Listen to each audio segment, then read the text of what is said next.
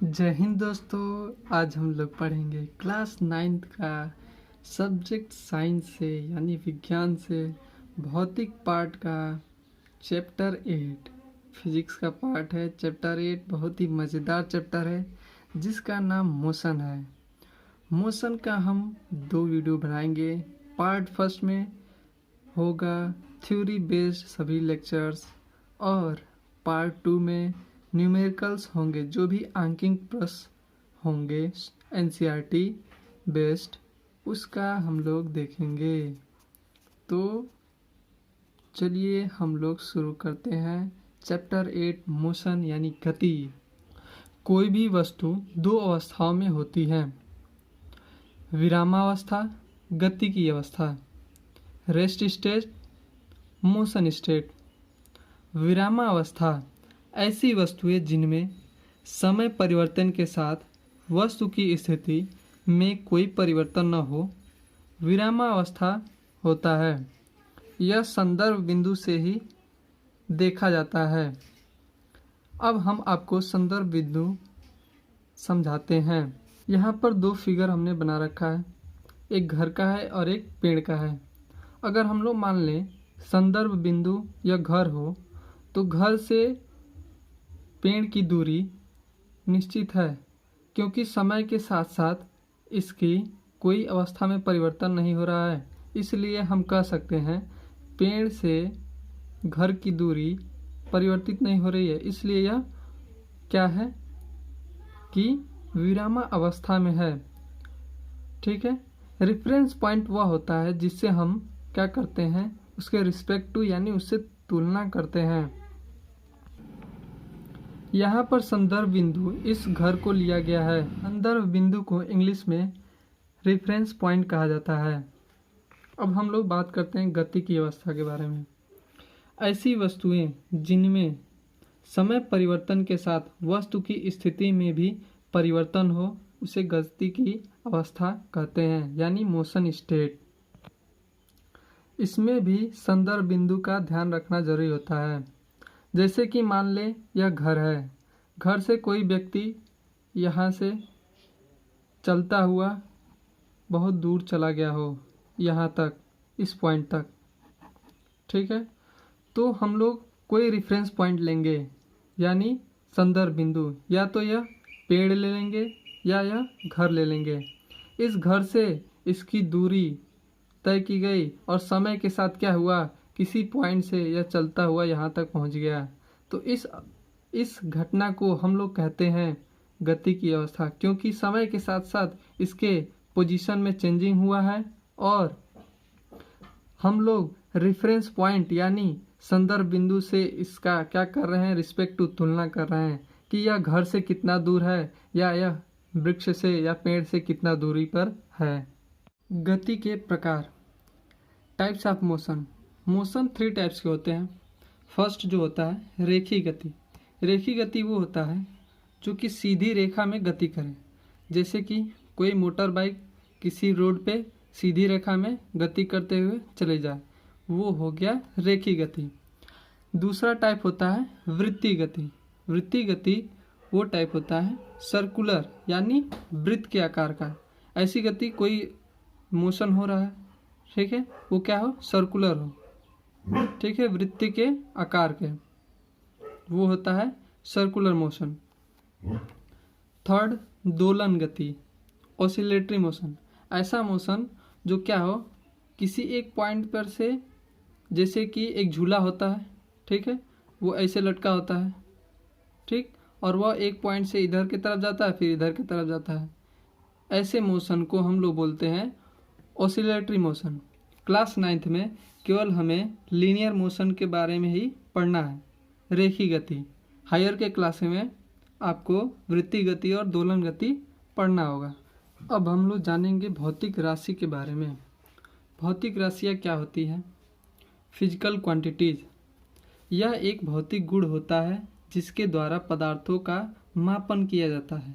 इसका सबसे बढ़िया उदाहरण है कि आप किसी भी वस्तु का क्या करते हैं, मेजरमेंट यानी मापन। जैसे कि आपकी हाइट कितनी लेंथ की है, कितनी लंबाई है, ऐसे सभी राशियाँ जो इसका मेजरमेंट करें वो होती हैं भौतिक राशियाँ। इसके दो टाइप होते हैं या दो प्रकार का होता है। पहला जो होता है अदिश राशियाँ, स्केलर क्वांटिटी, वह भौतिक राशियाँ जिन्हें दर्शाने के लिए केवल परिमाण की आवश्यकता होती है, दिशा की नहीं, वह अदिश राशियाँ कहलाती हैं। यहाँ आपको परिमाण समझ में नहीं आ रहा होगा। परिमाण वह चीज़ होता है जिसमें उसका न्यूमेरिक वर्ड और यूनिट दिखाया जाता है, मात्रक और नंबर दोनों दिखाया जाता है। जैसे 10 किलोमीटर, 10 किलोमीटर यहाँ पे दिखाया जा रहा है, तो ये मैग्नीट्यूड हो गया। ठीक, इसमें डायरेक्शन नहीं दिखाया गया, तो यह हो गया हमारा अदिश राशि। ठीक है, स्पीड और डिस्टेंस दोनों ही अदिश राशियाँ होती हैं। अब हम लोग जानेंगे सदिश राशियाँ। सदिश राशियाँ वेक्टर क्वांटिटी वह राशियाँ जिन्हें दर्शाने के लिए परिमाण और दिशा दोनों की आवश्यकता होती है, उन्हें सदिश राशियाँ वेक्टर क्वांटिटी कहते हैं। जैसे कि अब डिस्प्लेसमेंट, एक्सीलरेशन और फोर्स, ये तीनों ही क्या होते हैं, सदिश राशियाँ होती हैं। जहाँ अभी हमने आपको 10 किलोमीटर बताया था, अब कोई डायरेक्शन में हम लोग अगर डिस्टेंस ले रहे हैं, जैसे कि 10 किलोमीटर ईस्ट, ठीक है, पूर्व की तरफ, 10 किलोमीटर पूर्व की तरफ, तो इसमें मैग्नीट्यूड, ठीक है, मैग्नीट्यूड परिमाण और दिशा पूर्व, ठीक है, ये दोनों क्या किया गया है, इंक्लूड किया गया है, इसलिए यह सदिश राशि हो गई। सदिश राशियों में मैग्नीट्यूड और डायरेक्शन दोनों ही होते हैं। फिजिक्स में हम लोग फिजिकल क्वांटिटीज के बारे में ही अध्ययन करते हैं, तो इस मोशन चैप्टर में गति के भौतिक राशियाँ कौन कौन सी है, किनके हमें स्टडी करना है, वहाँ ये दी गई हैं। तो क्या पढ़ना है, सबसे पहले हमें दूरी, विस्थापन, चाल, वेग, त्वरण पढ़ना है। ये सभी फिजिकल क्वांटिटीज़ हैं। इसके अलावा एक समान तथा असमान चाल, एक समान तथा असमान वेग, एक समान गति, ग्राफ, गति के समीकरण का भी हम लोग अध्ययन करेंगे। दूरी, डिस्टेंस, किसी गतिमान वस्तु द्वारा एक स्थान से दूसरे स्थान तक जाने में उसके मार्ग की लंबाई को वस्तु के द्वारा तय की गई दूरी कहते हैं। ट्रेवल्ड डिस्टेंस, यानी जब किसी वस्तु द्वारा एक स्थान से दूसरे स्थान तक जाया जाता है, तो उस जो पाथ होता है उसका हम लोग क्या करते हैं, लेंथ लेते हैं, वही क्या होता है, दूरी के रूप में मिल जाता है, उसी को हम लोग दूरी कहते हैं। जैसे कि कोई व्यक्ति है, वह यहाँ से यहाँ तक चलता हुआ चला गया, ठीक है, तो यहाँ से यहाँ तक की लेंथ, ठीक है, वो क्या हो जाएगी, उसका डिस्टेंस बन जाएगा, दूरी बन जाएगा। यह एक अदिश राशि है क्योंकि इसमें दिशा की कोई ज़रूरत नहीं होती है, इसलिए यह अदिश राशि है। यह हमेशा धनात्मक होता है। धनात्मक क्यों होता है, डिस्टेंस हमेशा क्या होता है, धनात्मक होता है, क्योंकि अगर कहीं से भी क्या कर रहे हैं, आप चलना शुरू करेंगे या मोटर बाइक से किसी से भी, तो कुछ आप लेंथ तय करेंगे, या तो घूम फिर के कहीं से भी आप उसी पॉइंट पे आ जाइए, तो भी क्या हो रहा है, देख रहे हैं कि कुछ ना कुछ आपको डिस्टेंस मिलेगा, क्योंकि इसका तो लेंथ होगा ही, ठीक है। तो इसीलिए यह हमेशा क्या होता है, पॉजिटिव यानी धनात्मक होता है। धनात्मक मतलब कि इसका लेंथ हमेशा कुछ ना कुछ मिलेगा ही, शून्य नहीं होता है। कुछ अगर दूरी तय कर रहे हैं तो आपको क्या होगा, कुछ लेंथ मिलेगा ही, इसलिए यह धनात्मक होता है, शून्य नहीं। दूरी का एसआई यूनिट यानी मात्रक मीटर होता है।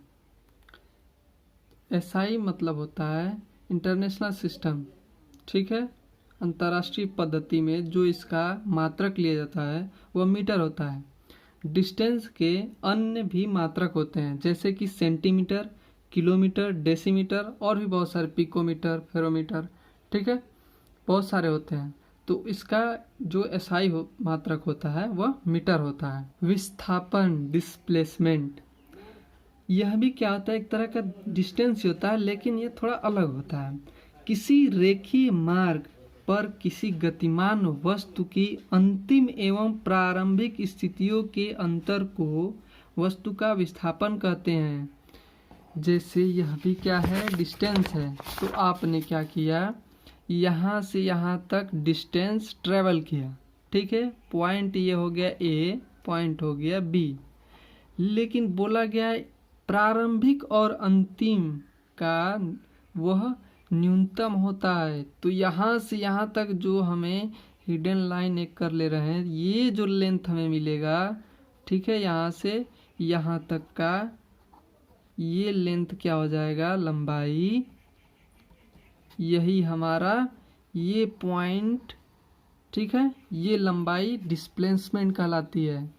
विस्थापन, यह एक सदिश राशि है क्योंकि इसमें क्या होता है, डायरेक्शन होता है, दिशा होने के कारण विस्थापन जो है सदिश राशि होता है और यह धनात्मक, ऋणात्मक, शून्य हो सकता है। यानी इसका जो लेंथ डिस्टेंस मिलेगा वह पॉजिटिव, निगेटिव और जीरो भी हो सकता है।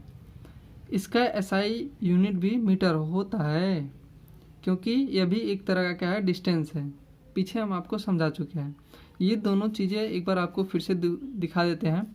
यह एक सदिश राशि है, धनात्मक, ऋणात्मक, शून्य हो सकता है। कैसे हो सकता है, तो एक एग्जांपल लेते हैं। यहाँ पे हम लोग क्या करते हैं, एक प्रॉपर पॉइंट ए से पॉइंट बी की तरफ ऐसे हम लोग डिस्टेंस ट्रेवल करते हुए बाइक से गए, ठीक है।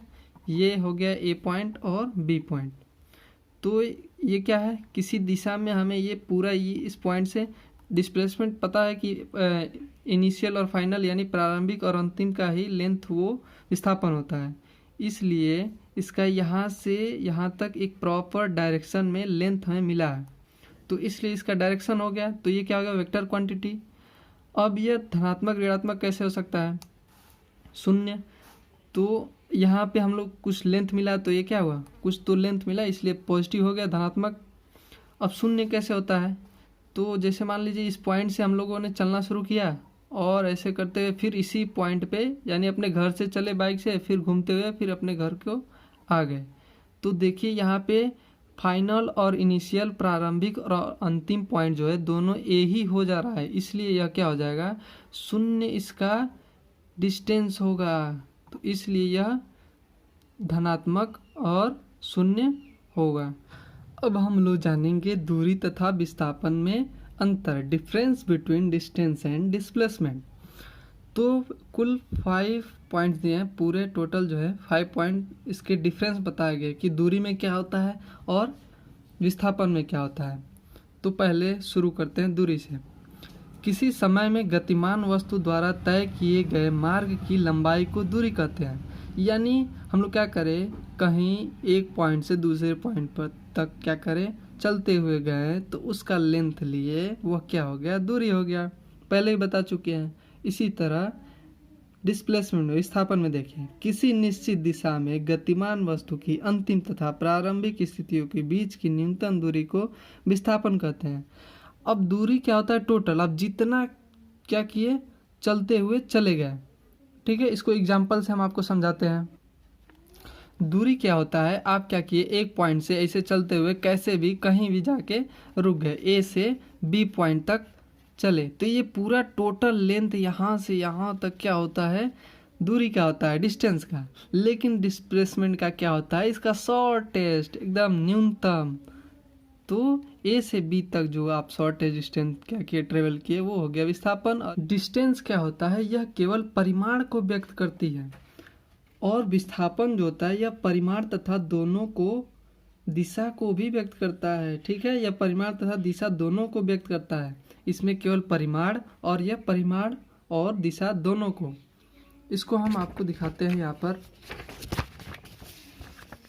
ठीक है। यहाँ पर क्या है, एक प्रॉपर डायरेक्शन में है, तो यहाँ से मान लीजिए यहाँ से ये पूरा डिस्टेंस जो है 10 किलोमीटर है, ठीक है। तो डिस्प्लेसमेंट को दिखाने के लिए हमें इस साइड का डायरेक्शन देना होगा 10 किलोमीटर, ठीक है। कोई सा भी डायरेक्शन दिखा दे, ईस्ट कर सकते हैं, ठीक है, ठीक है। 10 किलोमीटर क्या हुआ, ईस्ट डायरेक्शन में हम लोगों ने क्या किया, यह डिस्प्लेसमेंट का लेंथ लिया। लेकिन डिस्टेंस में क्या होता है कि केवल हम लोग क्या करते हैं, केवल मैग्नीट्यूड परिमाण दिखाते हैं। मैग्नीट्यूड यानी परिमाण, केवल उसका नंबर और यूनिट दिखाते हैं। 10 मान लो यहाँ से यहाँ तक पूरा कितना है, तो ये डिस्प्लेसमेंट शॉर्टेस्ट होता है, इससे अधिक होगा या, तो हम लोग मान लेते हैं ये क्या है 15 किलोमीटर, ठीक है। 15 किलोमीटर ये केवल दिखाया गया है डिस्टेंस के लिए, ठीक है। यह हो गया डिस्टेंस के लिए और ये था डिस्प्लेसमेंट के लिए। थर्ड पॉइंट, यह अदिश राशि है, यह सदिश राशि है, क्योंकि हम अभी आपको बताए थे डिस्टेंस में क्या होता है, डायरेक्शन की कोई ज़रूरत नहीं होती है, लेकिन विस्थापन में डायरेक्शन का क्या होता है, ज़रूरत होता है, आवश्यकता होती है। इसलिए यह सदिश राशि, वेक्टर क्वांटिटी या स्केलर क्वांटिटी। डिस्टेंस में बताए थे दूरी सदैव धनात्मक होती है, ठीक है। कोई ना कोई क्या होगा, लेंथ में मिलेगा ही, लंबाई मिलेगा, इसलिए यह हमेशा धनात्मक होता है। और विस्थापन में क्या होता है, धनात्मक, ऋणात्मक और शून्य हो सकता है। इसका एग्जाम्पल पीछे ही बताए थे कि वो क्या हो, घूमता हुआ जाए तो कुछ लेंथ मिलेगा तो वो धनात्मक हो गया, वो एक पॉइंट से चला फिर उसी पॉइंट पे आकर रुक गया। जैसे अपने घर से चले, कई गांव मोहल्ले घूमे, फिर अपने घर को आ गए, तो वहाँ पे क्या होगा, डिस्प्लेसमेंट 0 हो जाएगा। पांचवा, यह वस्तु द्वारा तय किए गए रास्ते पर निर्भर करता है। यह क्या है कि अब जितना डिस्टेंस ट्रेवल करेगा उतना क्या होगा, लेंथ उसका बढ़ते जाएगा, तो इसलिए वह पाथ पे निर्भर करता है, रास्ते पे निर्भर करेगा, तो डिस्टेंस निर्भर करता है पाथ पे। लेकिन यह वस्तु द्वारा तय किए गए रास्ते पर निर्भर नहीं करता है।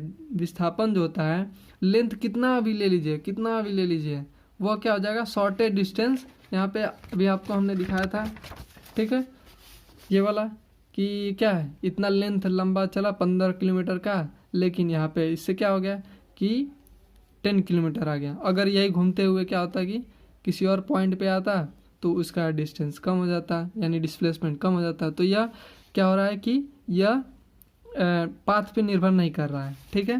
तो यह वस्तु द्वारा तय किए गए रास्ते पर निर्भर नहीं करता है। डिस्टेंस एंड डिस्प्लेसमेंट में डिफरेंस पता करने के बाद अब हम लोग जानेंगे चाल के बारे में। स्पीड क्या होता है, किसी वस्तु द्वारा एकांक समय में चली गई दूरी को वस्तु का चाल कहते हैं। यानी आपके द्वारा कोई समय लेकर दूरी तय करना चाल कहलाता है। यानी कोई भी दूरी तय किया जाता है उसमें क्या होता है, समय तो लगना ही लगना है, तो उसी को हम लोग चाल बोलते हैं। चाल बराबर होता है दूरी बटा समय, यह इसका मैथमेटिकली रिप्रेजेंटेशन है। इनके मुख्य बिंदु, यह एक अदिश राशि है। अब हम लोग जानते हैं दूरी क्या होता है, एक अदिश राशि होता है, इसलिए दूरी के संदर्भ में चाल भी क्या हो जाएगा, अदिश राशि हो जाएगा। यह हमेशा धनात्मक होता है।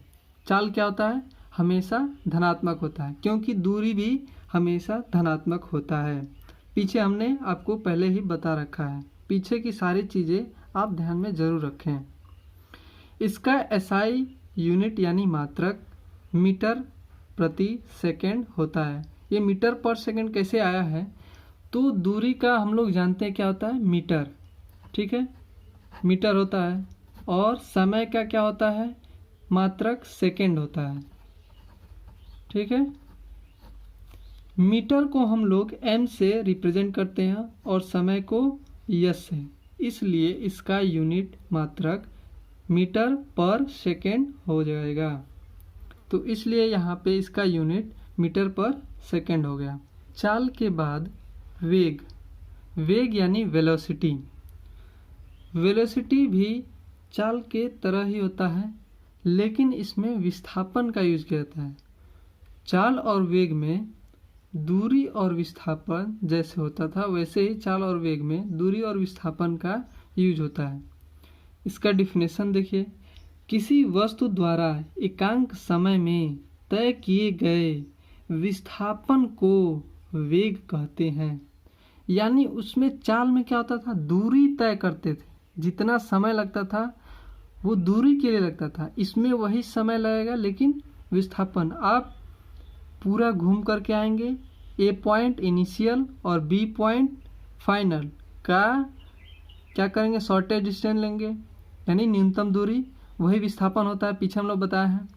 तो वेग बराबर क्या होगा, विस्थापन बटा समय।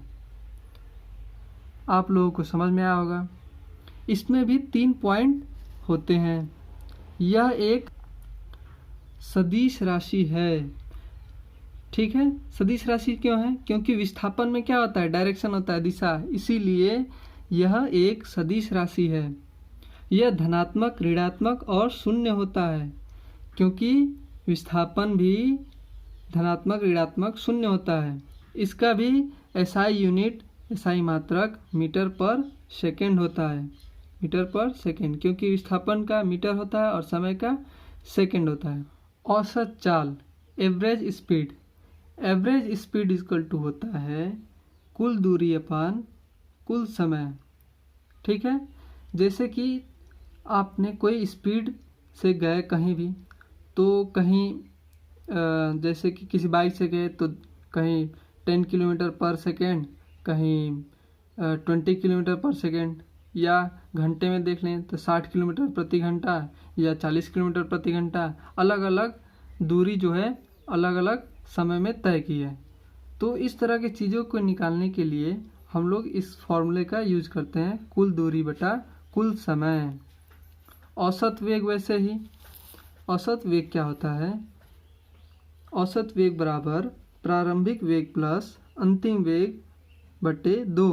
यानी इसमें क्या होता है, आपका शुरू में वेग क्या होता है और अंतिम वेग क्या है, उन दोनों का एडिशन बाई 2, यानी दोनों को जोड़ लेंगे और 2 से डिवाइड कर देंगे, भाग दे देंगे, ठीक है।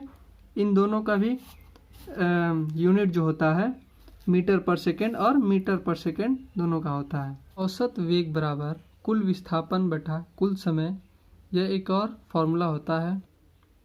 अब हम लोग जानेंगे चाल तथा वेग में अंतर, difference between speed and velocity. चाल क्या होता है, पहले भी जानते हैं हम लोग, किसी वस्तु द्वारा एकांक समय अंतराल में चली गई दूरी को वस्तु की चाल कहते हैं।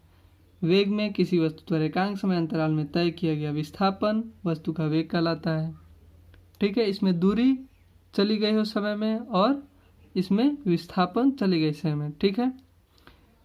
हम लोग दूरी जानते हैं क्या होता है, अदिश होता है, इसीलिए यह चाल भी क्या हो जाएगा, अदिश हो जाएगा। यह अदिश राशि है, इसमें केवल परिमाण होता है, यानी मैग्नीट्यूड, केवल न्यूमेरिकल होते हैं, ठीक, न्यूमेरिक वर्ड। और वेग में क्या होता है, यह सदिश राशि है, इसमें परिमाण के साथ साथ दिशा भी होता है, यानी इसमें मैग्नीट्यूड और डायरेक्शन दोनों होते हैं, परिमाण और दिशा दोनों होते हैं। चाल धनात्मक अथवा शून्य हो सकता है, क्योंकि दूरी भी हम लोग जानते थे क्या होता है, धनात्मक और शून्य होता है, ठीक है। ये दूरी धनात्मक होता था, लेकिन चाल जो है शून्य भी हो सकता है, क्योंकि कोई क्या हो कि चला ही ना हो लेकिन समय तो गुजरता है, तो इस हिसाब से चाल धनात्मक और शून्य हो सकता है। इसी तरह वेग धनात्मक, ऋणात्मक और शून्य तीनों हो सकता है। चाल भी 2 प्रकार के होते हैं, एक समान चाल तथा असमान चाल, uniform and non uniform speed. अब एक समान चाल क्या होता है, कोई वस्तु समान समय में समान दूरी तय करे तो एक समान चाल, और असमान चाल क्या होता है, समान समय में असमान दूरी तय करे तो असमान चाल।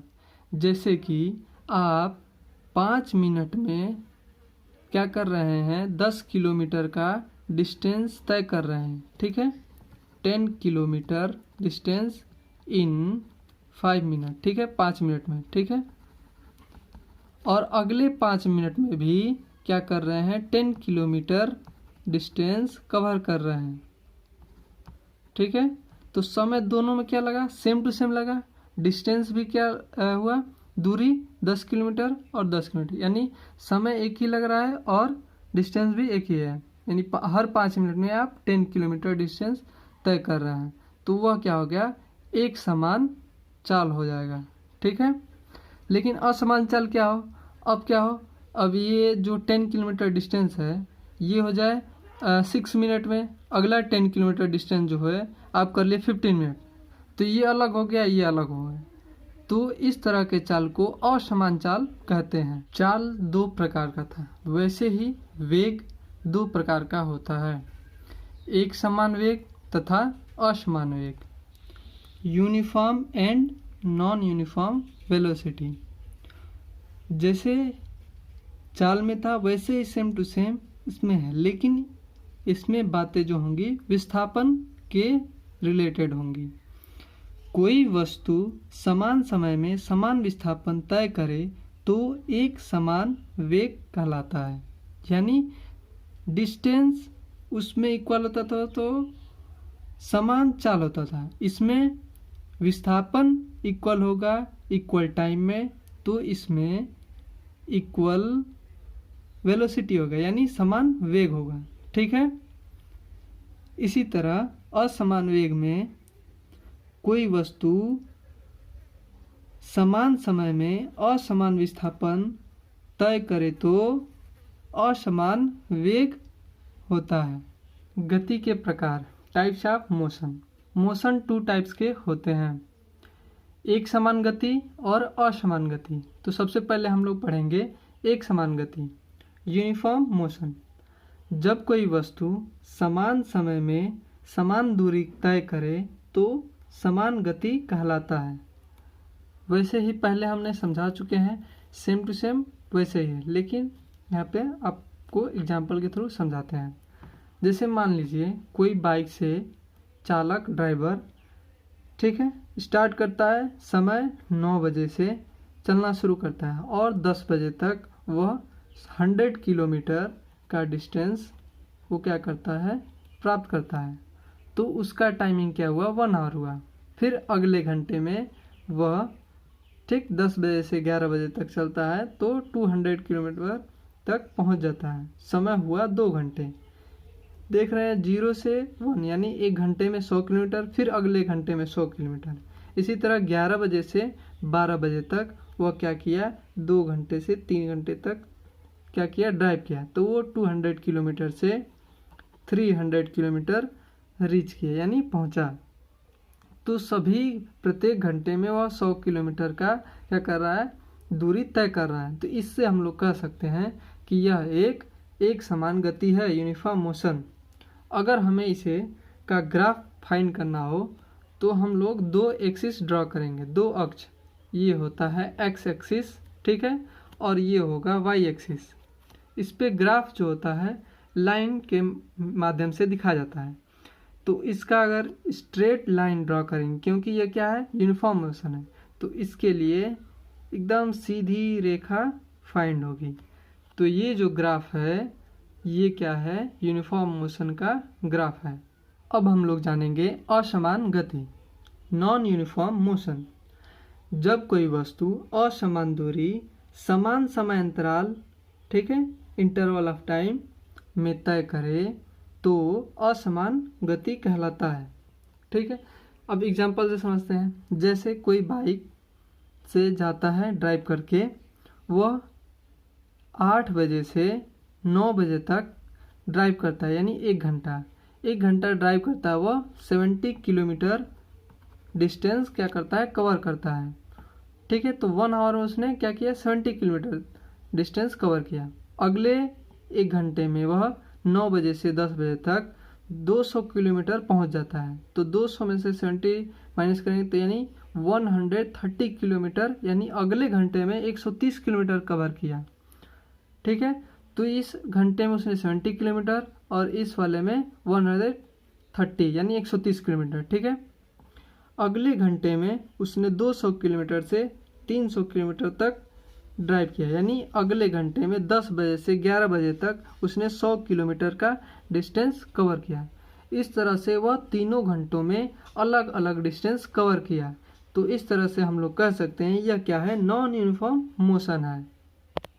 इसका ग्राफ जो है टेढ़ा मेढ़ा, यानी कि अगले समय में वह अलग डिस्टेंस कवर किया, अगले समय में किसी और को, ठीक है, तो वो क्या किया, अलग अलग डिस्टेंस कवर किया। ये ऐसा भी हो सकता है चाहे तो हम लोग ऐसे भी दिखा सकते हैं, अलग भी हो सकते हैं, ठीक है, कई सारे हो सकते हैं। ग्राफ रिप्रेजेंट किया गया है तो ये है एक्स एक्सिस, ये है वाई एक्सिस, ठीक है। यहाँ पर भी एक्स एक्सिस और वाई एक्सिस किए थे, तो एक्स एक्सिस पे क्या है, यहाँ पे टाइम होगा, ठीक है, और यहाँ पे डिस्टेंस होगा, ठीक है। इसी तरह यहाँ पर भी टाइम होगा और यहाँ पे डिस्टेंस। अभी तक हम लोगों ने जिन भी चीज़ों को जाना उनको डिनोट करने के लिए सिंबल्स का यूज किया जाता है, जिन्हें प्रतीक कहते हैं। जैसे दूरी जहाँ भी होगा वहाँ पे एस से डिनोट किया, प्रदर्शित किया जाता है। जहाँ भी एस दिखे आप समझ लेना दूरी का ही बात हो रहा है। वैसे ही विस्थापन को डेल्टा एस से डिनोट किया जाता है, प्रदर्शित किया जाता है। ये डेल्टा साइन है जो ट्रायंगल का दिख रहा है सिंबल, ठीक है, इसको डेल्टा हम लोग बोलते हैं। प्रारंभिक वेग, जहाँ भी शुरुआती वेग की बात होगी वहाँ पर u दिखाया जाएगा। प्रारंभिक को इंग्लिश में इनिशियल बोला जाता है, इनिशियल वेलोसिटी। अंतिम वेग, फाइनल वेलोसिटी, इसको फाइनल बोला जाता है। इसको हम लोग v से डिनोट करते हैं, प्रदर्शित करते हैं। समय को हम लोग t से प्रदर्शित करते हैं। त्वरण अभी हम आपको आगे बताएंगे, त्वरण को हम लोग a से डिनोट करेंगे। जहाँ भी चाल और वेग का बात होगा वहाँ पे हम लोग इसे v से डिनोट करेंगे, प्रदर्शित करेंगे। चाल और वेग में माइनर सा डिफरेंस होता है। अब कोई भी फार्मूला होगा उन्हें सिंबल्स के फॉर्म में कैसे हम लोग रिप्रेजेंट करेंगे यहाँ पर देखते हैं। चाल को हम लोग जानते हैं v से रिप्रेजेंट करेंगे, दूरी को s से और समय को t से। तो हमारा ये फॉर्मूला बनेगा v equals to S upon T. अब हम लोग जानेंगे त्वरण के बारे में। त्वरण यानी एसिलरेशन। एसिलरेशन किसे कहते हैं? किसी वस्तु के वेग में परिवर्तन के समय दर को त्वरण कहते हैं। यह एक सदिश राशि है, यानी इसमें मैग्नीट्यूड के साथ साथ डायरेक्शन भी होता है, परिमाण के साथ साथ दिशा भी होता है। अब त्वरण अच्छे से समझिए। जब किसी वस्तु में क्या हो, उसके वेग में परिवर्तन हो। जैसे एग्जाम्पल से कोई बाइक जब हम लोग स्टार्ट करते हैं तो वह शुरुआत में रुकी होती है, फिर उसमें जो एक्सीलरेटर होता है उसको क्या करते हैं, ऐसे घुमाते हैं तो वह बहुत तेज़ी से आगे बढ़ने लगता है। तो शुरुआत में क्या था, रुका था, फिर वह उसके वेग में परिवर्तन हुआ और तेज़ी से वह चलने लगा, तो उसके वेग में परिवर्तन हुआ, ठीक है। फिर जैसे जैसे एक्सीलरेटर बढ़ाते हैं वैसे वैसे उसका वेग बढ़ते जाता है, तो उसके वेग में परिवर्तन हो रहा है, तो इसीलिए उसका नाम त्वरण रखा गया है, यानी इसको एक्सीलरेटर बोला जाता है, ठीक है। तो त्वरण वही होता है जिसके वेग में परिवर्तन हो, और समय तो लगेगा ही, ठीक है, समझ में आएगा। तो उसमें सभी चीज़ों को कैसे हम लोग डिनोट करते हैं? प्रारंभिक वेग जो होता है u से डिनोट करते हैं, अंतिम वेग v से, और समय को t से। तो त्वरण का मैथमेटिक फार्मूला निकल के आता है, त्वरण इक्वल्स टू वेग परिवर्तन बटा समय। त्वरण बराबर वेग परिवर्तन बटा समय। त्वरण को हम लोग क्या करते हैं, a से प्रदर्शित करते हैं। और वेग परिवर्तन तो प्रारंभिक वेग और माइनस u, ठीक, मतलब कि v माइनस यू करते हैं, ठीक है। वेग परिवर्तन v minus U upon T, अंतिम माइनस प्रारंभिक, ठीक है। तो ये हमें फार्मूला निकल के आता है a equals to V minus U upon T. त्वरण के 3 महत्वपूर्ण बिंदु। त्वरण क्या होता है? यह धनात्मक और ऋणात्मक दोनों हो सकता है, ठीक है। त्वरण जो है धनात्मक और ऋणात्मक दोनों हो सकता है। इसको आगे हम और डिटेल बताएंगे। अगला देखिए, ऋणात्मक त्वरण को हम लोग मंदन कहते हैं, ठीक है। ऋणात्मक त्वरण जो आएगा उसको हम लोग मंदन बोलते हैं, ठीक है। डी एसिलरेशन बोला जाता है इंग्लिश में। एसआई मात्रक जो है, इसका एसआई यूनिट होता है मीटर पर सेकेंड स्क्वायर। अब इसका यूनिट कैसे आया है, तो यहाँ पर देखिए, हम लोग v माइनस यू जो आएगा यानी वेलोसिटी आएगा, तो वेलोसिटी का हम लोग जानते हैं मीटर पर सेकेंड होता है, ठीक है। और इसके नीचे t है, ठीक है। v का ये यूनिट होता है मात्रक, लेकिन इसके नीचे टी है तो इसलिए इसमें टी का मात्रक एस होता है, तो यस इंटू यस होगा। ठीक है, तो इसका मात्रक निकल करके आएगा मीटर पर सेकेंड स्क्वायर। ठीक है, तो इसको हम लोग ऐसे लिखते हैं मीटर पर सेकेंड स्क्वायर। अब हम लोग जानेंगे कि त्वरण कब धनात्मक होता है, ऋणात्मक कब होता है। धनात्मक त्वरण पॉजिटिव एक्सीलरेशन, जब प्रारंभिक वेग कम हो अंतिम वेग से। ठीक है, तो हम लोग एक एग्जांपल से समझते हैं। जब u दिया हो 30 मीटर पर सेकेंड, v दिया हो 50 मीटर पर सेकेंड और t दिया है 5 सेकेंड, तो हम लोग क्या करते हैं, फॉर्मूले में रखते हैं a equals to V minus U upon T. v हमको दे रखा है 50, ठीक है 50, u दे रखा है 30 और t दे रखा है 5। 50 माइनस 30 इक्वल्स टू हो जाएगा 20/5, तो निकल के आएगा 4।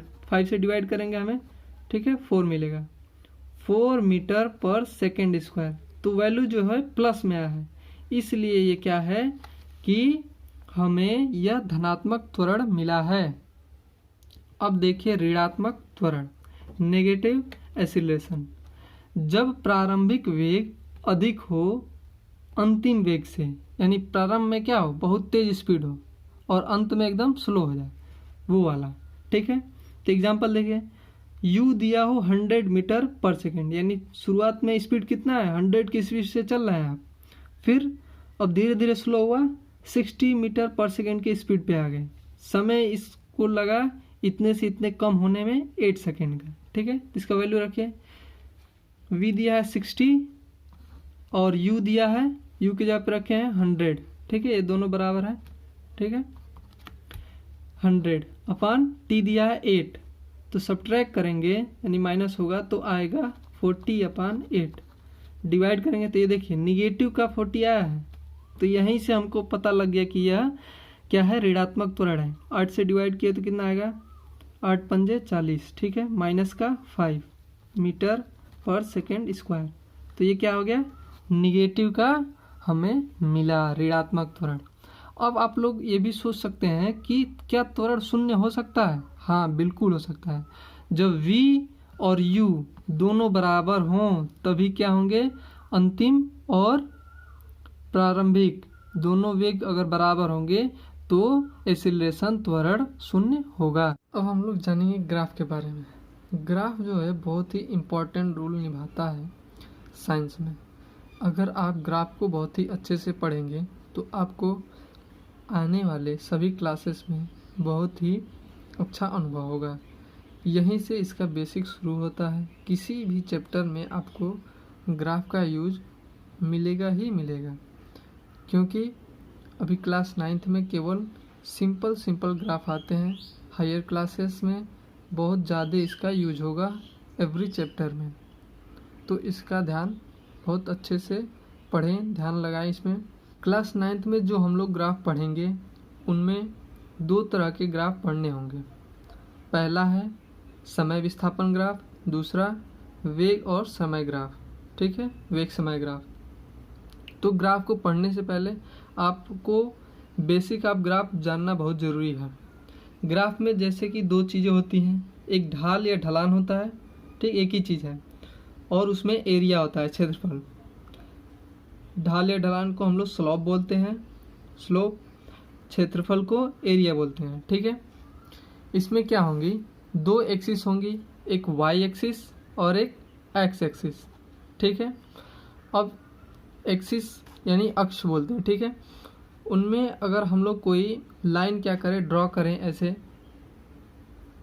ठीक है, ये लाइन जो ड्रॉ हुआ है तो इसमें देख रहे हैं कि कुछ एंगल बन रहा है इसके साथ, जो एंगल यानी कोण बन रहा है इसके साथ, यानी इससे कुछ दूरी पर ये ऐसे उठा हुआ गया है, एक ढलान के रूप में है, तो इसलिए इसको स्लोप बोलते हैं, ढलान। ठीक है, तो यही जो इसका एंगल होता है उसी को हम लोग क्या बोलते हैं, स्लोप बोलते हैं। ठीक है, ठीक, इसमें कुछ ना कुछ एंगल होगा, थीटा होगा। ठीक है, अब इसको कैसे पता करते हैं ठीक, पहले तो हम लोग जानेंगे स्लोप के बारे में। तो स्लोप को कैसे निकालते हैं, ठीक है, इसका हम लोग क्या करते हैं, ट्रिग्नोमेट्री यूज करते हैं। और पहले से आप लोग क्या कर रहे होंगे, ट्रिग्नोमेट्री थोड़ा बहुत पढ़े होंगे या जानते होंगे, नहीं भी जानते हैं तो ऐसे जान सकते हैं। जैसे मान लीजिए एक डॉटेड लाइन से यहाँ पे लोग लाइनिंग कर दे रहे हैं, तो ये देखिए एक क्या हो रहा है कि एक ट्रिग्नोमेट्री बन जा रहा है। और हमें जैसे कि पता करना है कि इसका एंगल क्या है, तो इस एंगल को ही हम लोग क्या बोलते हैं, स्लोप। ठीक, तो ट्रिग्नोमेट्री में ये साइड और ये साइड 3 साइड्स हैं, तो इसको हम लोग क्या करते हैं, ये होता है परपेंडिकुलर यानी लंब, और ये होता है बेस, ठीक है, आधार जिसे बोलते हैं हम लोग, आधार होता है, ये परपेंडिकुलर होता है, ठीक है। तो अब हमें y और x एक्सिस दिया है, तो इस पे बहुत सारे पॉइंट्स होते हैं, आगे आपको हम समझाएंगे।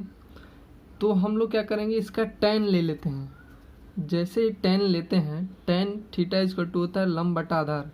अगर आप पीजीटी वगैरह पढ़ेंगे पाइथागोरस थ्योरम में, तो इसका यूज़ किया गया होगा, थोड़ा बहुत भी जानते होंगे। तो ट्रिग्नोमेट्री में क्या होते हैं, ये परपेंडिकुलर, बेस और ये हाइपोटेनस यानी कर्ड, लंब और आधार, ये तीनों चीज़ें होती हैं, इसकी सहायता से हम लोग निकालते हैं। तो जैसे ही हम लोग tan थीटा लेंगे, तो y एक्सिस वाला ये p, जैसे ये जो भी पॉइंट होगा इसके रेंज में, ठीक है, यहाँ से यहाँ होता है, पॉइंट लिया जाता है, तो y एक्सिस के पैरेलल है, तो यही जो लेंथ होगा वही ये p के रेंज में आ जाएगा। और ये बेस, तो tan इक्वल टू होता है लंब बटा आधार, ठीक है। तो इसकी सहायता से हम लोग tan थीटा पता कर सकते हैं। आगे हम लोग जानेंगे कि कैसे हम लोग एरिया पता करेंगे। एरिया अंडर ग्राफ, जैसे कि हम लोगों ने 2 एक्सिस खींच लिया, y और x एक्सिस, इस पर हम लोगों ने क्या किया, एक लाइन ड्रॉ कर दिया, ठीक है। अब हमको पता करना है कि इस पॉइंट और इस पॉइंट का एरिया कितना है, ठीक है। एरिया से कुछ ना कुछ निकलता है, आगे हम आपको और समझाएंगे। लेकिन यहाँ पे एरिया कैसे पता करते हैं, तो इससे हम लोग डॉटेड लाइन ऐसे कर लेंगे, ठीक है, और ये, ठीक है, तो एक तरह का ये चतुर्भुज टाइप का बन जाएगा, ठीक है। तो यहाँ पे इसको ए पॉइंट, बी पॉइंट, ठीक है, सी और डी कर लेंगे। ये क्या होगा, ये कुछ लेंथ मिलेगा, ठीक है, यहाँ से यहाँ कुछ ऐसे डॉटेड करेंगे तो ये ऐसे लेंथ मिलेगा, ठीक है। कैसे भी करके ये इसका एरिया हम लोग पता कर लेंगे, तो हमें क्या होगा, एरिया अंडर ग्राफ हमें मिल जाएगा, ठीक है। एक साधारण सा एग्जांपल लेते हैं आपके साथ। जैसे मान लीजिए ये y एक्सिस और ये x एक्सिस है, ठीक है, y एक्सिस और x, ठीक है, और यहाँ पे एक लाइन सिंपल सा ड्रॉ कर दिए, ठीक है। अब हमको इस पॉइंट से इस पॉइंट तक हमको एरिया पता करना है, तो हम लोग क्या करेंगे, इसको सिंपल सा डॉटेड लाइन से मिला लेंगे, ठीक है। यहाँ पे कुछ इसका पॉइंट दिया रहेगा, ठीक है, यहाँ से यहाँ तक, और ये जो होगा वो मान लीजिए इसके सामने है, हल्का हल्का मिला रहे हैं, ठीक है। तो यहाँ पे भी कुछ पॉइंट होगा, तो इसकी सहायता से देखिए एक क्या हो रहा है, त्रिभुज ड्रॉ हो गया, ठीक है। तो हम लोग जानते हैं ये इसका एरिया पता करना है, क्षेत्रफल। जैसे ही हमें क्षेत्रफल पता करना है, तो त्रिभुज का क्षेत्रफल का फॉर्मूला होता है एरिया ऑफ ट्रिग्नोमेट्री, जो होता है 1/2, 1/2 बेस इंटू हाइट, आधार गुणे ऊंचाई, ठीक है, आधार, ठीक है, गुणे ऊंचाई, ठीक है, होता है। इसकी सहायता से हम लोगों ने क्या किया, इसका एरिया का हम लोग पता कर लिया। जब हम लोग क्या किए, हम लोगों ने स्लोप निकाला, तो स्लोप में हम लोग क्या मिला, y/x मिला है, क्योंकि स्लोप इक्वल टू क्या होता है कि tan थीटा लंब बटा आधार होता है, तो p/b यानी y/x, p जो है y को रिप्रेजेंट कर रहा था, तो y हो गया, ठीक है, अपान x मिला है, ठीक है, p के बराबर होता है y/x। वैसे ही इसमें 1/2 आधार गुणे ऊंचाई है, तो बेस ये क्या है, आधार, ठीक है, x है, तो हम लोग क्या करेंगे, x यहाँ पे हो जाएगा, ठीक है। एरिया इक्वल टू क्या हो रहा है, ये हमें मिल रहा है x इंटू एच, ये क्या रिप्रेजेंट कर रहा है, हाइट, ये जो होता है हाइट होता है, ठीक है। हाइट जो है वाई को रिप्रेजेंट करता है, तो यक्स इंटू वाई, यानी जब भी हमें एरिया पता करना होगा यक्स इंटू वाई के फॉर्म में आएगा, और स्लोप पता करना होगा तो वाई अपान एक्स के फॉर्म में आएगा। लोग जानेंगे समय विस्थापन ग्राफ के बारे में, टी और एस ग्राफ जिसे बोला जाता है, ठीक है। तो सबसे पहले हम लोग क्या करेंगे, दो लाइन ड्रॉ करेंगे, ठीक है। जो इधर के तरफ होगा वो मीटर में क्या होगा, विस्थापन, इधर सब विस्थापन यानी अपना क्या डिस्प्लेसमेंट है वो सारे पॉइंट्स इधर नोट किए जाएंगे वाई एक्सिस पे, और इधर आपका टाइम टेबल होगा यानी कितना समय लिए, ठीक है, टाइम टी में, ठीक है। और इस जब ये हम लोग सारे डाटा रिप्रेजेंट कर देंगे तो उससे कोई रिजल्ट निकल के आता है, जो ये लाइन शो करता है, ठीक है। वो लाइन ही बताएगा कि वह कैसा वेलोसिटी है, स्पीड है, ठीक है। चाल भी हो सकता है, वेग भी हो सकता है। तो अगर स्ट्रेट लाइन आता है तो वो क्या हो जाएगा, एक समान चाल को रिप्रेजेंट करेगा। अगर वो क्या हो जाए, वो लाइन टेढ़ा मेढ़ा अगर मतलब ऐसे, ठीक, इसको बोलते हैं असमान चाल, ठीक है। यहाँ एम किस लिए लिखे हैं, क्योंकि डिस्प्लेसमेंट का एस होता है साइन, यहाँ पे हमने शो भी कर दिया है, ठीक है। तो एम दिखाया गया मीटर में, इसका होता है, टी सेकेंड्स होता है। ये जो है लाइन रिप्रेजेंट कर रहा है असमान चाल को, इसको हम आपको अच्छे से बताते हैं। यहाँ पर कुछ डाटा रिप्रेजेंट किया गया है, जैसे कि मान लीजिए कोई क्या कर रहा है, कहीं चलना शुरू कर रहा है, किसी बाइक से, मोटर से, कैसे भी मान सकते हैं। तो उसको कुछ समय लगा होगा, ठीक है। तो यहाँ पे समय का क्या हुआ, डाटा दिया गया है, और ये उसका डिस्प्लेसमेंट का दे दिया है, क्योंकि टी और एस में हम लोग क्या कर रहे हैं, इसका विवरण कर रहे हैं। तो वो क्या है, मीटर में यहाँ पे दिया गया है, 200 मीटर चला, 400 मीटर चला, उसको 30 सेकेंड लगा, 20 सेकेंड लगा, 10 सेकेंड लगा, ठीक है। समय यहाँ पे दिया है सेकेंड्स में, और वो मीटर में अपना डिस्प्लेसमेंट्स कवर किया है। और हम लोग जानते हैं कि ये वाई एक्सिस होता है, ये एक्स एक्सिस होता है, ठीक है। इस सारे डाटे को हम लोग यहाँ पे रिप्रेजेंट कर दिए, ठीक। जब वो 0 सेकेंड था तो इसको ओरिजिन पॉइंट बोल देता है, मूल बिंदु। जब वो रुका था तो देखो बाइक भी रुकी हुई है, मान लेते हैं बाइक से चल रहा था, बाइक भी रुकी हुई है, 10 सेकेंड बाद क्या हुआ, वो यहाँ पे चला गया। तो इसके सामने अगर हम लोग स्ट्रेट लाइन ले जाएं तो यहाँ पे एक पॉइंट मिलेगा जो वो 200 मीटर तक चला था, ठीक है। समझ में आया, तो ये फर्स्ट पॉइंट हो गया। अब देख लेते हैं 40 सेकेंड में कहाँ पहुँचा था। 40 सेकेंड में क्या हुआ था, वो 800 मीटर चला है ना, तो 40 सेकेंड पे लाया और 800 मीटर कहाँ है उसको स्ट्रेट लाया, और इसको ऐसे डॉटेड लाइन से स्केल की सहायता से ले जाएंगे और यहाँ पे पॉइंट मिलेगा, 2 पॉइंट मिल गए, ठीक।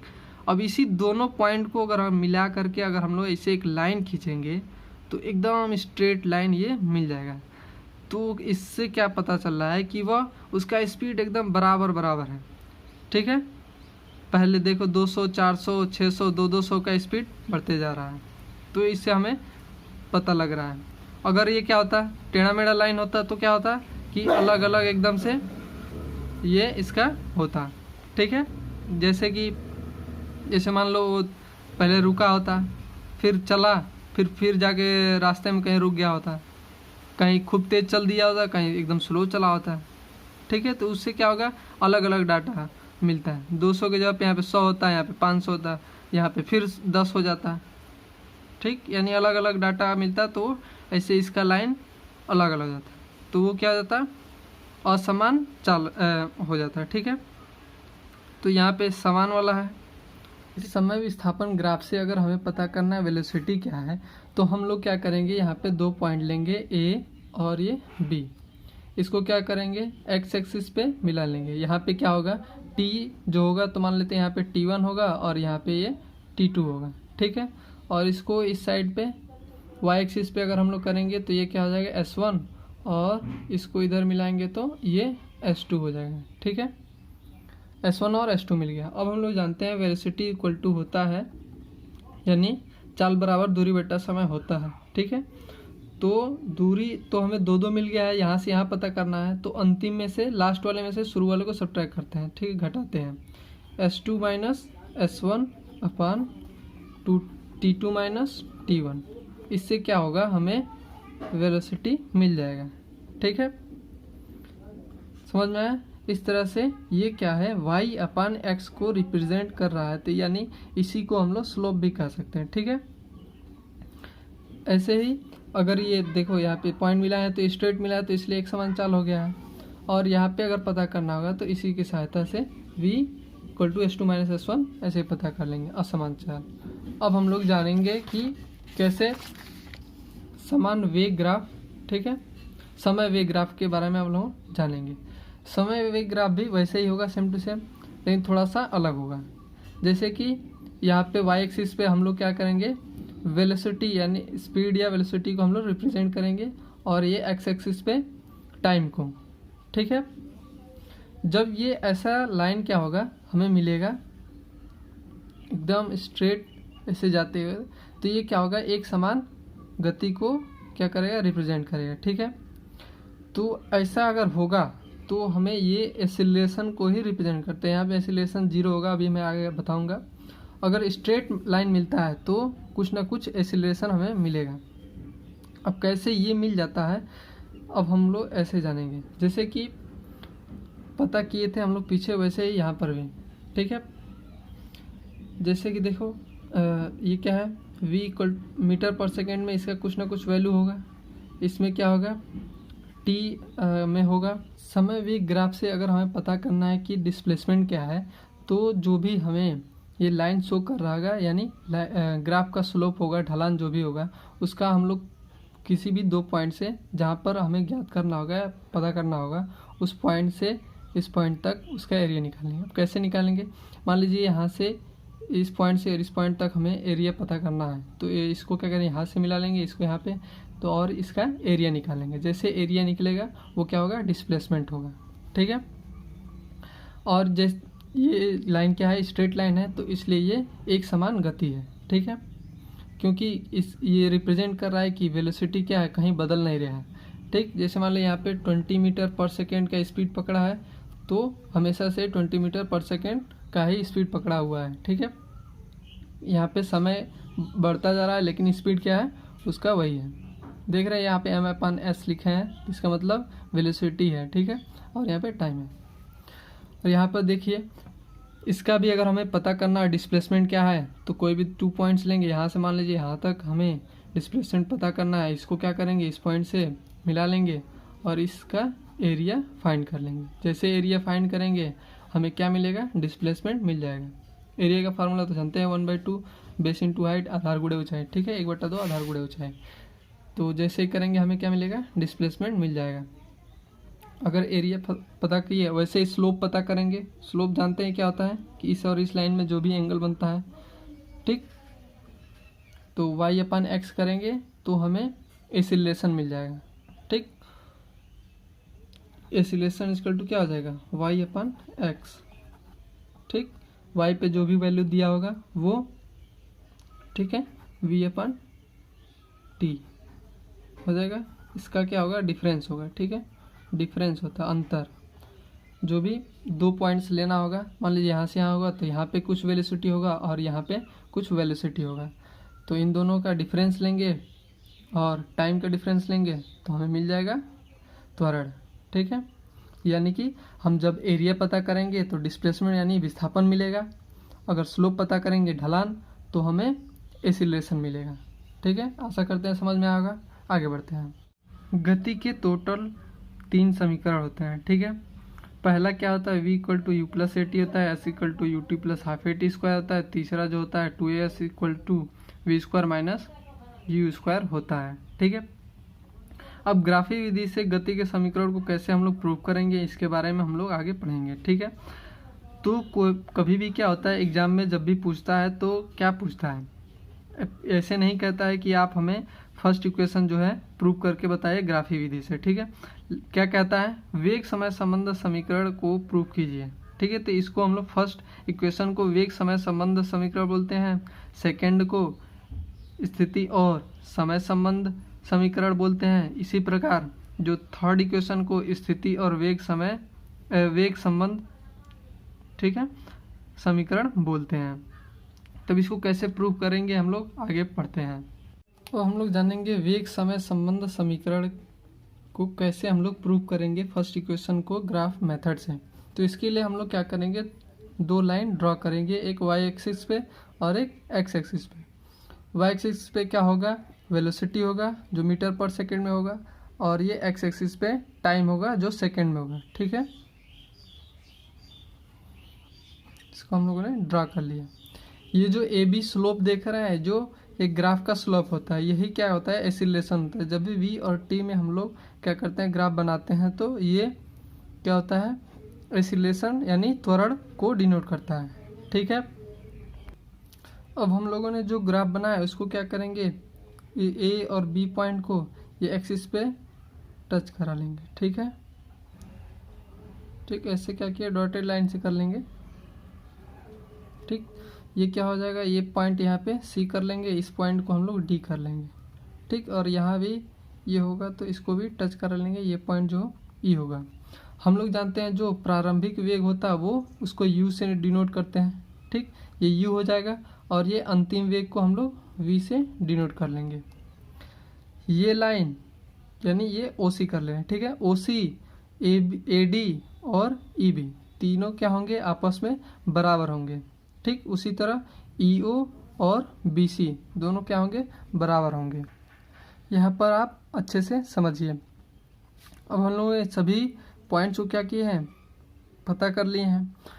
वेग समय ग्राफ का ढाल जो होगा ए बी होगा। ठीक है, जो स्लोप जो होता है वही एसिलेशन भी होता है, इसलिए यहाँ पे ए दिखा दिए हैं। ठीक है, अब हम लोग जानते हैं ढाल बराबर क्या होता है, जहाँ तक इसका उठान है, यानी ये ऊंचाई कितनी है यहाँ से, और कितना ऊंचा ये उठा हुआ है, कितनी दूर तक। ठीक है, तो ढाल बराबर होता है ऊंचाई बटे आधार, यानी इसकी ऊंचाई ये है, आधार ये है। ठीक, तो ऊंचाई को हम लोग क्या करेंगे, ये बी डी हो जाएगा, आधार जो होगा ये हो जाएगा ए डी। ठीक है, तो ऊंचाई बी डी, आधार जो है ए डी हो गया। और ये ए बी स्लोप जानते हैं, ढाल को ही क्या बोलते हैं, ए बी बोलते हैं, तो ये ढाल जो होगा ए बी होगा। ठीक है, अब यहाँ पे आपको दिखाई दे रहा है बी सी, ये पूरा यहाँ से यहाँ तक बी सी है। बी सी जो है इन 2 लाइन से मिलकर बना है, बी डी और डी सी से। तो इसको हम लोग ऐसे लिख सकते हैं, बी सी बराबर जो होगा B D plus C D कर सकते हैं। अब हमें पता करना है बी डी, ये पता करना है, तो बी डी को इधर रखते हैं और सी डी को क्या करते हैं, इस साइड हम लोग ट्रांसफ़र करते हैं। जैसे यहाँ से यहाँ पर जाएगा तो इसका साइन चेंज हो जाता है। तो बी डी यहीं पे था, बी डी इक्वल्स टू हो जाएगा B C minus C D. जैसे सी डी इधर आएगा तो प्लस का था, माइनस का हो जाएगा। अब हमें बी डी का ये वैल्यू मिल गया है, तो बी डी के प्लेस पे हम लोग क्या करेंगे, रख देंगे। बी डी के स्थान पे रखेंगे तो हमें मिलेगा ए बी इक्वल्स टू बराबर, ए बी बराबर B C minus C D upon A D.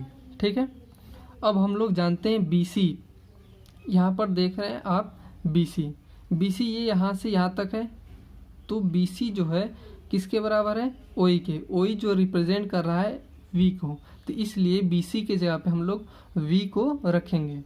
अब सी डी देखिए, सी डी जो है इसके बराबर है ओ ए के, तो ओ ए किसको रिप्रेजेंट कर रहा है, यू को, यानी प्रारंभिक वेग को, तो यहाँ पे हम लोग यू रख लिए।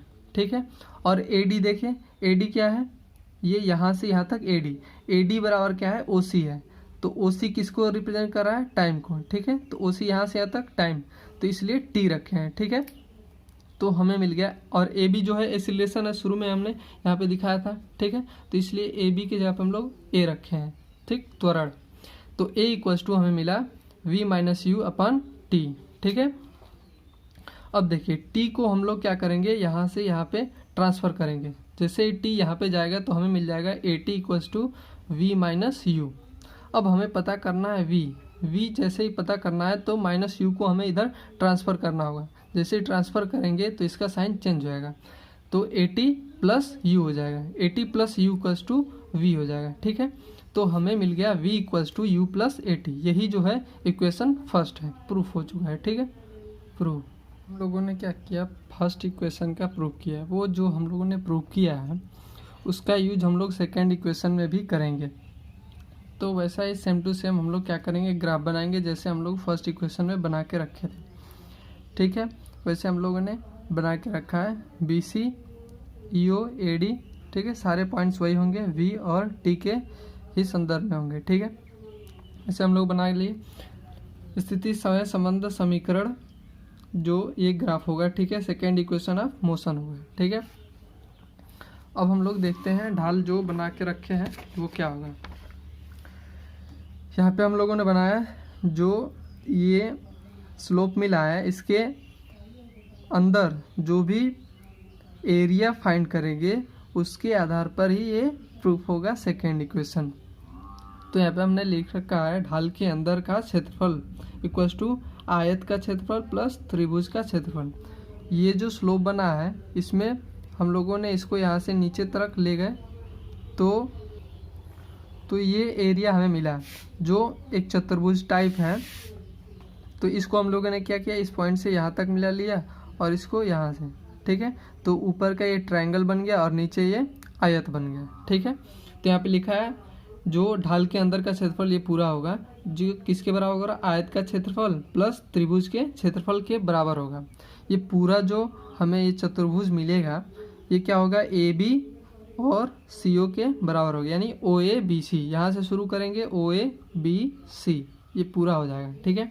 Area of O A B C, इसका क्षेत्रफल बराबर क्या हो जाएगा, आयत का क्षेत्रफल।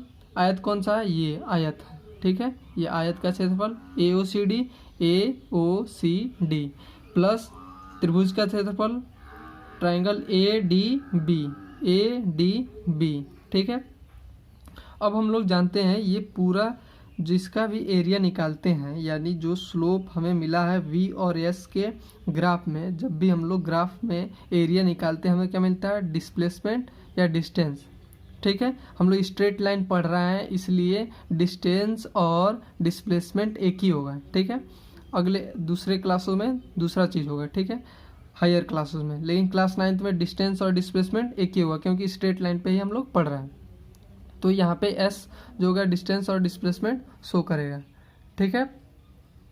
अब यहाँ पे ओ सी इंटू ओ ए कैसे हुआ, क्योंकि आयत का क्षेत्रफल बड़ा होता है आधार गुणे ऊंचाई, ठीक है। तो ये हो गया ओ सी इंटू ओ ए, ठीक, ओ ए ये हो गया आधार, ये हो गया ऊंचाई, ओ सी इंटू ओ ए। तो हमें मिल गया ओ सी टू ए, ठीक है। इसका एरिया निकाल लिए, ठीक, आयत का क्षेत्रफल प्लस त्रिभुज का क्षेत्रफल निकालना हमें, तो क्या हो जाएगा 1/2 आधार गुणे ऊंचाई होता है, ठीक है। तो ये हो गया इसका बेस और ये हो गया height 1/2 A D into B D, ठीक है। जैसे पीछे हम लोग क्वेश्चन में एक चीज़ प्रूव किए थे, B C equal to B D plus C D था। पूरा बी सी क्या है, बी डी और सी डी से मिलकर बना है, तो हम लोग इसमें तोड़ लिए। अब इसको क्या किए, इधर की तरफ भेजे, ट्रांसफ़र किए, तो B C minus C D बराबर क्या हो गया, बी डी के बराबर हो गया, ठीक है। अब इसको हम लोग क्या करेंगे, बी डी जहाँ है यहाँ पर है, इसके जगह पे हम लोग क्या करेंगे, रख लेंगे। तो एस इक्वल्स टू मिलेगा हमें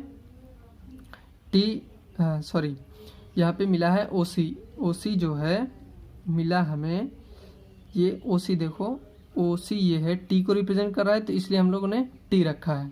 ओ ए जो है यहाँ से यहाँ यू है तो यू रखा है, ठीक है, प्लस 1/2 टी, ये ओ सी फिर से हो जाएगा। ओ सी जो है ए डी के बराबर ही तो है, ए डी और ओ सी बराबर है इसलिए टी को ही रिप्रेजेंट कर रहे थे, इसलिए यहाँ पे टी रखा गया है। अब सी डी जो है हमें मिला, यहाँ पे देखिए सी डी, ये रहा सी डी जो है v माइनस यू को रिप्रेजेंट करेगा, कैसे, अब v यहाँ से यहाँ तक है, ठीक, अब v यहाँ से यहाँ तक है, ठीक, उसमें से u को सब्ट्रैक्ट कर देंगे तो हमें क्या मिलेगा, सी डी मिल जाएगा, ठीक है, v माइनस यू, ठीक है, समझ में आ गया इस तरीके से। अब देखिए यहाँ पे s इक्वल्स टू मिला t into you plus 1/2 into T, 1/2 multiply T v minus U. अब v माइनस यू के जगह पे हमें कुछ रखना होगा, इसका यहाँ पर हमें इक्वेशन फर्स्ट का यूज करना होगा, कैसे। अब हम लोग जानते हैं v इक्वल्स टू होता था u प्लस ए टी, ठीक है। अब जैसे u को इधर ट्रांसफ़र करेंगे तो हो जाएगा v माइनस यू, समझ में आया, u इधर ट्रांसफ़र होगा तो v minus U equals to A T, यानी v माइनस यू जहाँ है वहाँ पे ए टी हम लोग क्या कर सकते हैं, रख सकते हैं। यहाँ पे ए टी रखें तो t का क्या हो जाएगा, मल्टीप्लाई हो जाएगा, ये बन जाएगा ए टी स्क्वायर। पहले से हमें यू टी इंटू यू था, इसको सीधा कर लेंगे, यू टी हो गया। 1/2 था, ए था, ठीक है, ये ए टी था, ए टी का टी में मल्टीप्लाई होगा तो T into T, T square हो जाएगा और ए यहाँ पे रख जाएगा। तो इस तरह से हमको सेकेंड इक्वेशन मिल जाएगा। सेकेंड इक्वेशन के बाद अब हम लोग प्रूव करेंगे थर्ड इक्वेशन, स्थिति वेग संबंध समीकरण, थर्ड इक्वेशन ऑफ मोशन। जैसे हम लोगों ने सेकेंड इक्वेशन में ग्राफ रिप्रेजेंट किया था, बनाया था, वैसे ही सेम टू सेम होगा। तो लाइन ड्रॉ करेंगे, ठीक, और एक स्लोप होगा, ठीक, ये वाई एक्सिस, ये एक्स एक्सिस, ठीक है। इसको पॉइंट्स दे देंगे ए बी, ठीक, जो भी होगा वैसे ही सेम टू सेम ड्रॉ करेंगे। इसको ऐसे कर लेंगे, इसमें जो भी एरिया हमें मिलेगा उसका हम लोग फाइंड करेंगे। यहाँ अच्छे से यहाँ पे मैंने ड्रॉ करके रखा है, उसको देखिए, ये ग्राफ दिख रहा होगा आपको, ठीक है। ये स्लोप है ए बी, एक्सीलरेशन वाला, ठीक है। इसको सारे पॉइंट्स हमने पीछे जैसे किए थे वैसे ही किए हैं, इसमें सेम टू सेम ग्राफ है। इसमें जो एरिया हम लोग फाइंड किए थे, इसमें भी एरिया फाइंड करना है, लेकिन इसमें समलंब चतुर्भुज टाइप ये दिख रहा है, ठीक है, इसको समलंब चतुर्भुज बोलते हैं। इसकी सहायता से हम लोग थर्ड इक्वेशन को प्रूव करेंगे। तो चलिए देखते हैं। तो ढाल के अंदर का क्षेत्रफल, ठीक है, जो अब हम लोग पहले बता चुके हैं, वेलोसिटी और टाइम का जो ग्राफ होगा उसका एरिया जब भी निकालते हैं तो हमें डिस्प्लेसमेंट मिलता है, ठीक है, पीछे हम समझा चुके हैं। तो इसका हम लोग एरिया निकाल रहे हैं, तो यानी डिस्प्लेसमेंट या विस्थापन निकल रहा है। एरिया क्या है, ओ ए बी सी का हम लोग एरिया फाइंड कर रहे हैं, ठीक है, पता कर रहे हैं ओ ए बी सी का क्षेत्रफल। तो जो ये एरिया है समलंब चतुर्भुज का क्षेत्रफल है, ठीक है। इसका फॉर्मूला होता है 1/2 बी सी प्लस ओ ए इंटू ओ सी। ये दो समांतर रेखाएं दिख रही हैं, इन दोनों का एडिशन मल्टीप्लाई 1/2 और इन दोनों में डिस्टेंस कितना है दोनों रेखाओं में उसका मल्टीप्लाई, ये फार्मूला होता है एरिया निकालने के लिए। अब चूंकि एरिया निकालने हैं तो डिस्प्लेसमेंट है, ठीक, दिखा चुके हैं यहाँ पे, तो उसको एस से रिप्रेजेंट करते हैं, यस यहाँ पे रखें, फॉर्मूले का 1/2 हो गया। अब देखिए बी सी, बी से सी तक हम लोग इस पॉइंट को वी से रिप्रेजेंट किए हैं, ठीक है, तो इसलिए यहाँ पे वी रखा गया है बी सी के जगह पे। उसी तरह ओ ए को यू रखा गया है, ओ सी क्या है, टी है, तो टी यहाँ पे रखा गया है। अब यहाँ पे टी जो आपको दिख रहा है, टी को हम लोग रिप्लेस करेंगे फर्स्ट इक्वेशन के सहायता से। फर्स्ट इक्वेशन क्या था, v equals to U plus A T, V बराबर यू प्लस ए टी था, u को इधर ट्रांसफ़र किए तो v minus U equals to A T, यानी बराबर ए टी में आ गया। हमको t फाइंड करना है तो a को भी नीचे भेज देंगे, तो v माइनस यू अपन ए बराबर टी, टी के जगह पे क्या हो गया, इक्वेशन फर्स्ट की सहायता से हम लोग निकाले हैं v माइनस यू अपन ए, तो यहाँ पे t के जगह पे हम लोग ये रख लिए v माइनस यू अपन ए, ठीक है। आगे समझिए, सारे वैल्यू रखने के बाद यहाँ पे आएगा v plus U V minus U, ठीक है, यहाँ पे नीचे 2 का a में मल्टीप्लाई करेंगे तो 2a हो जाएगा, और v plus U V minus U है, ये फार्मूला इस पर एक शो किया जाएगा a plus B into A minus B वाला फार्मूला, ठीक है। जब भी इन दोनों का मल्टीप्लाई होता है तो ये समझिए ये a है, ये b है, ये a है और ये b है, तो यहाँ पे प्लस से जुड़ा है और यहाँ पे माइनस है, तो ये plus B A minus B, तो इसका फार्मूला होता है A square minus B square होता है। तो इसी तरह v plus U V minus U है तो ये भी क्या हो जाएगा, V square minus U square, और 2 का a में मल्टीप्लाई नीचे होगा तो 2a बन जाएगा, ठीक है। अब ये 2a जो आपको दिख रहा है, 2a को हम लोग इधर ट्रांसफ़र करेंगे तो यस में मल्टीप्लाई होगा तो क्या बन जाएगा, 2a यस, बचा क्या, V square minus U square. अब इसको हम लोग क्या कर रहे हैं, सीधा कर ले रहे हैं, तो ये इधर आ जाएगा और इसको इधर कर दे रहे हैं, तो V square minus U square equals to 2a S, जो कि हमारा ये थर्ड इक्वेशन था। किसी वृत्तीय रास्ते के लिए अगर ऐसा आ जाए तो उसके लिए दूरी और चाल कैसे पता करेंगे। तो सबसे पहले समझिए आप कि मान लीजिए कोई ये लाइन है, तो ये कोई डिस्टेंस होगा, ठीक है। अब इसी चीज़ को हम लोग क्या करें, इसको मोड़ दें, ठीक। इसको मोड़ेंगे तो क्या हो जाएगा, ऐसे गोल के रूप में, इसे मतलब सर्कुलर वृत्त में मोड़ देते हैं।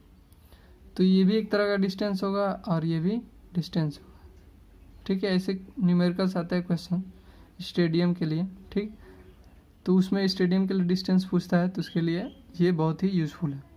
तो मान लीजिए ये सर्कुलर है, तो इसका पाथ कैसे पता करें। तो आप परिधि का नाम सुने होंगे। परिधि क्या होता है, बाउंड्री। ये किनारे कितनी इसका लेंथ है, किसी एक पॉइंट से फिर ऐसे घूमते हुए जाए, फिर इसी पॉइंट पे आ जाए, तो उसी को बोलते हैं परिधि, ठीक। या सरकमफेरेंस भी बोलते हैं इंग्लिश में। तो इसको मोड़ करके हम लोग क्या किए, ऐसे बना दिए। तो एक तरह का क्या हो गया, डिस्टेंस ही है। तो सर्कुलर पाथ का, सर्कुलर रास्ते का परिधि का फार्मूला होता है 2πr, ठीक है। 2πr, पाई के वैल्यू आप सुने होंगे 22/7 ये होता है, ठीक है। तो इसका जो पाथ हो गया, क्या हो गया, 2πr, समझ में आया। तो डिस्टेंस के लिए हम लोग क्या कर सकते हैं, रख सकते हैं इसको। तो दूरी क्या हो गया, 2πr हो गया। तो इसी तरह चाल बराबर क्या होता है, दूरी बटा समय, ठीक। तो दूरी क्या हो जाएगा, 2πr, समय t ही रहेगा। तो इस तरह से हमको पता हो गया किसी सर्कुलर पाथ का चाल और दूरी। आशा करते हैं आपको समझ में आया होगा। अगर ये वीडियो आपको समझ में आया होगा तो आप ज़रूर लाइक करें, सब्सक्राइब करें, और इसके रिगार्डिंग कमेंट में ज़रूर कुछ ना कुछ कहें, और नेक्स्ट वीडियो में क्या लाना है आप ज़रूर हमें सजेशन करें। जय हिंद।